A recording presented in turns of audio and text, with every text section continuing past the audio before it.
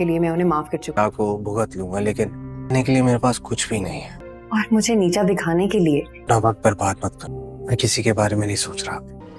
बहुत बेतकल्लुफी नजर आ रही थी दोनों के लड़के के साथ। कब तक अपनी झूठी अना में ड्रामा सीरियल हसरत के आने वाले एपिसोड में आप देखेंगे कि दोस्तों आराम को जैसे ही सारी हकीकत मालूम लग जाएगी फबिया की, वो तो बहुत ही रो रहा होगा और फबिया को भी थप्पड़ मारेगा और उसे कहेगा कितना सब किया तुमने मेरे साथ, और मैं हूँ कि मैंने सनाया को ही गलत समझा। मुझे तो अफसोस हो रहा है कि मैंने तुम्हारी वजह से अपनी माँ को खो दिया, सनाया को खो दिया, और तुम्हारी बातों में आकर मैंने सनाया को जाकर वहाँ पर तलाक दी और उससे उसकी माँ इस दुनिया से चली गई। फबिया यहाँ पर कहेगी कि मैंने ये सब कुछ आपको हासिल करने के लिए किया, क्योंकि मुझे मेरी हसरतें पूरी करनी थी। आप जानते हैं कि वो सारी हसरतें भी आप ही ने मुझे दिखाई थी। तो फबिया उसे यहाँ पर इस तरह से बात करेगी तो आराम उसे कहेगा कि इतनी मतलबी कैसे हो सकती हो तुम। इस सब का मतलब है कि तुमने सिर्फ मुझसे शादी अपनी ख्वाहिशात के लिए की थी ताकि अपनी हसरतें और ख्वाहिशें पूरी कर सको। फबिया कहेगी इसमें गलती क्या है, आप भी तो सनाया मैम के साथ इतने सालों से रह रहे थे, तो क्या आपकी ख्वाहिशें सनाया मैम पूरी नहीं कर रही थी। खैर दोस्तों सीन्स में ये दिखाया जा रहा है कि फबिया को तो तलाक हो जाएगी, क्योंकि आराम उसकी ये बातें बिल्कुल बर्दाश्त नहीं कर पाएगा और फिर सनाया के पास आएगा और सनाया से माफ़ी भी मांगेगा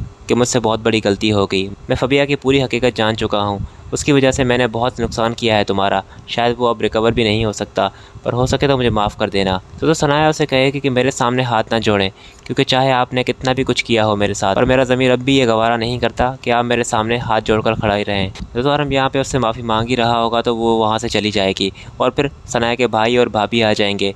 सनाया का भाई उसे कहेगा कि अब यहाँ से चले जाओ, क्योंकि जब भी मैं तुम्हें देखता हूँ मुझे मेरी माँ याद आती है, इसलिए बेहतर है यहाँ से चले जाओ, वरना मैं ज़बरदस्ती करके यहाँ से ना तुम्हें निकालूँ। और फिर दोस्तों आराम की इस तरह से जाने के बाद थोड़ा बहुत भाभी को भी एहसास होगा। वो जाकर सनाया को कहेगी कि मैं जानती हूँ कि किसी को माफ़ करना बहुत ही मुश्किल होता है, पर माफ़ करने वाला बहुत ही बड़ा होता है, इसलिए मैं तुम्हें फिर भी कहूँगी कि आराम को माफ़ कर देना।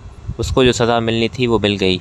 फबिया भी उसके पास नहीं है, ना ही उसका बच्चा, और उसको कभी भी अपने बच्चों से दूर ना करना, वो उनका बाप है, उन्हें उससे कभी महरूम ना करना। और फिर दोस्तों सनाया अपनी भाभी की बात सुनने के बाद आराम को माफ़ कर देगी।